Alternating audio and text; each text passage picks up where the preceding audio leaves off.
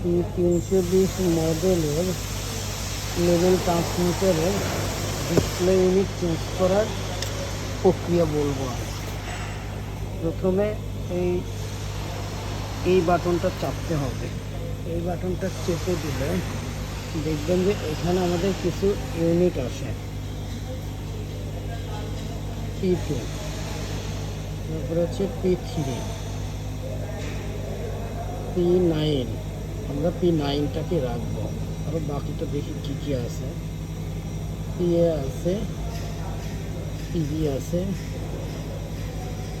P1 pressure, আর P2তে হচ্ছে sensor temperature, তারপর হচ্ছে ইলেকট্রিক টেম্পারেচার। আমরা P9টাকে রাখবো। দেখবো কীভাবে সেন্সার টেম্পারেচার চেঞ্জ করতে হবে।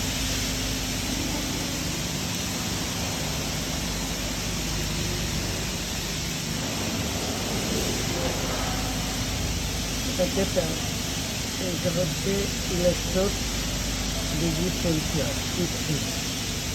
তারপরে আছে percentage of area P9, PR loose current.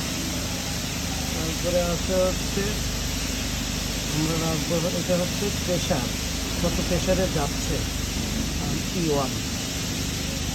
P2 হচ্ছে টেম্পারেচার, টেম্পারেচার রাখবো না। আর P3 ইলেকট্রোড টেম্পারেচার, এটাও রাখবো না। P9টা রাখবো, পার্সেন্টেজ অফ এরিয়া। ধন্যবাদ।